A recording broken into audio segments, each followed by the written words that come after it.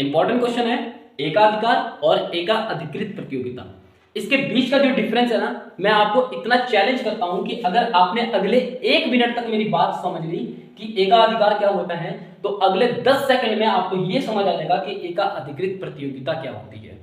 सिर्फ 1 मिनट लूंगा आपका, 1 मिनट के अंदर 3 ऐसे पॉइंट्स बताऊंगा जो आपको बहुत ही अच्छे से क्लियर कर देगा कि एकाधिकार क्या है। एकाधिकार मतलब कि पूरे बाजार पर केवल एक ही व्यक्ति का प्रभाव हो, नियंत्रण हो या अधिकार। ऐसी परिस्थितियों में क्या कहा जाएगा कि बाजार में एकाधिकार की स्थिति उत्पन्न है। ठीक है, अगर हम लोग बात करें, एक ऐसा प्रोडक्ट है जिसको हम लोग टाटा नमक के नाम से जानते हैं, टाटा सॉल्ट के नाम से जानते हैं, कि बाजार में विभिन्न प्रकार के नमक बिक रहे हैं, परंतु लगभग 95% से ज्यादा लोग क्या करते हैं, टाटा नमक का यूज करते हैं। क्वालिटी, क्वांटिटी, प्राइस, ये 3 ऐसे फॉर्मूले हैं जो एकाधिकार को स्थापित कर सकती हैं बाजार में।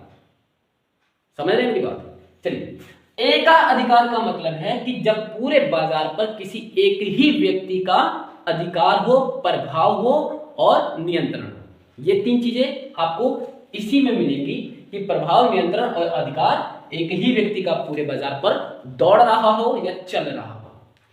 अब बात करते हैं कि एकाधिकार के अंदर आपने डेफिनेशंस कैसे लिखनी है, अर्थ कैसे लिखना है, वो मैंने आपको डिस्क्रिप्शन बॉक्स में भी दे दिया है नोट्स बनाने के लिए। और सबसे ज्यादा मोस्ट इंपॉर्टेंट रखने वाली जो 3 बातें हैं वो एकाधिकार के अंदर आपको बहुत ही ज्यादा हेल्प करेंगी समझने में। तो वो 3 बातें क्या हैं? सबसे पहली बात कि बाजार में एकाधिकार के अंतर्गत एक ही व्यक्ति उसको बेचने वाला होता है और एक ही व्यक्ति या तो उसको बनाने वाला होता है।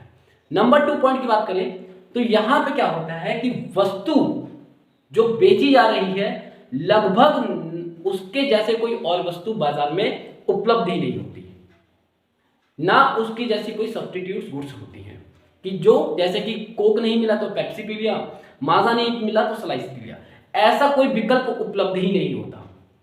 जब ऐसा कोई विकल्प उपलब्ध ना हो तो उस समय उस वस्तु की क्या होती है, मोनोपोली होती है, एकाधिकार होता है कि पूरे बाजार में वो सिर्फ एक ही वस्तु ने अपना पूरा कब्जा करके रखा है।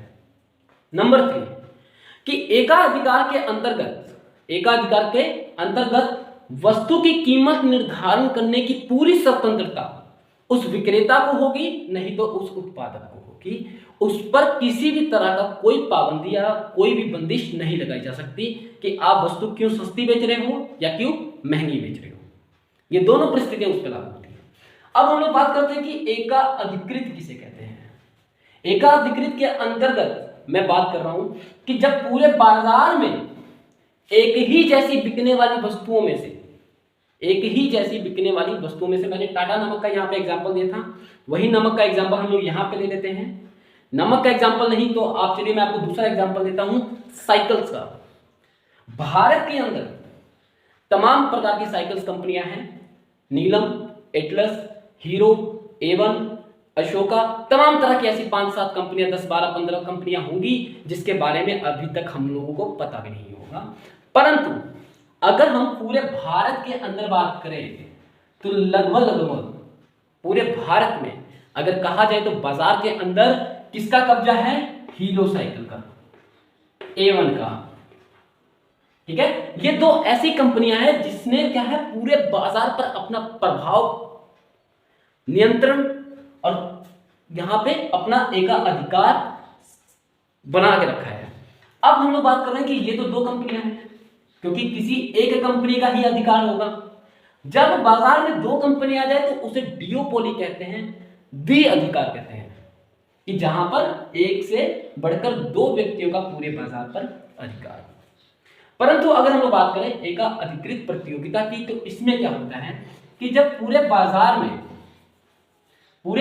में क्या है, एक ही वस्तु को बेचने वाले विभिन्न विक्रेता मौजूद होते हैं, उनमें क्या है आपस में प्रतियोगिता लगी होती है, इसकी नंबर 1 आने की कंपटीशन आपस में लगे होते हैं, अपने आप को ब्रांड बनाने में लगे होते हैं।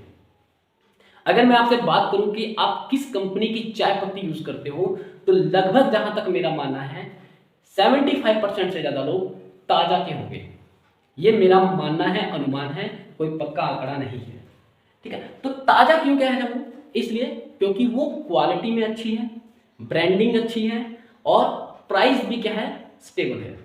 एक स्थिर प्राइस रहता है, जल्दी उसमें कोई चेंजेस नहीं आता है, और एक क्या है, कंफर्ट प्राइस है। ठीक है, तो ये तमाम तरह की ऐसी परिस्थितियां होती हैं कि जहां पर एक ही वस्तु जैसी बिकने वाली कई कंपनियां होती हैं, परंतु उनमें किसी एक कंपनी का जब पूरे बाजार पर प्रभाव हो जाए तो ऐसी परिस्थिति में क्या होता है कि वो कंपटीशन में, प्रतियोगी में सबसे आगे निकल के प्रतियोगिता में आ जाता है।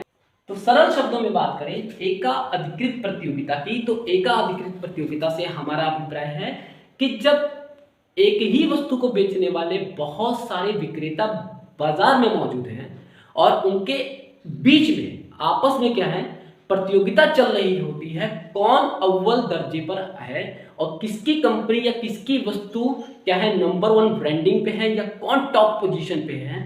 वो क्या करते हैं, आपस में क्या करते हैं, इस प्रकार की कंपटीशन करते रहते हैं कि जो नंबर 1 होगा वही क्या है, विनर होगा। तो नंबर 1 पे आने के लिए वो लोग क्या करते हैं, एका अधिकार स्थापित करने की कोशिश करते हैं। जैसे कि टाटा नमक का एक तरह से देखा जाए पूरे भारत पर क्या है, लगभग एका अधिकार है। ठीक है, जिससे पूछिए वो टाटा नमक हर कोई जानता होगा, बच्चा बच्चा जानता होगा। इसके अलावा चाय पत्ती में हमने बात की थी, तो ताजा चाय पत्ती है। इसके अलावा अगर हम लोग बात करें तो यहाँ पे साइकिल्स कंपनी में क्या है, हीरो साइकिल है, A1 साइकिल है। तो हीरो और A1 जब दो साइकिलों का कब्जा है तो यहाँ पे डियोपोली कहा जाएगा। अगर हम लोग बात करें कार निर्माता कंपनियों में, तो किस कंपनी का भारत पर कब्जा है, ये आपने कमेंट करना है। अगर मैं बात करूं कि भारत के अंदर कौन सी ऐसी प्राइवेट कंपनियां हैं जो अच्छी सर्विस के साथ बिजली क्या करती हैं, डिस्ट्रीब्यूट करती हैं, बिजली को बेचती हैं, तो वो आप कमेंट करोगे। अगर मैं कहूं कि अगर भारत के अंदर कौन टॉप नंबर 1 पोजीशन पे, टॉप नंबर 1 पोजीशन पे कौन सी कंपनी सस्ते दामों पर मेडिसिन उपलब्ध करवाती है, तो इसका रिसर्च आप लोग करोगे कि किस कंपनी का भारत के अंदर एका अधिकार लगभग स्थापित है, किस रूप में, एका अधिकृत प्रतियोगिता के रूप में। तो कमेंट करना बिल्कुल ना भूलें। तब तक के लिए मिलता है अगली वीडियो में, डायग्राम के साथ मिलेंगे और इसके जो कंसेप्ट है आपको डिस्क्रिप्शन बॉक्स में भी मिल जाएंगे। तब तक के लिए मिलता है अगली वीडियो में। जय हिंद।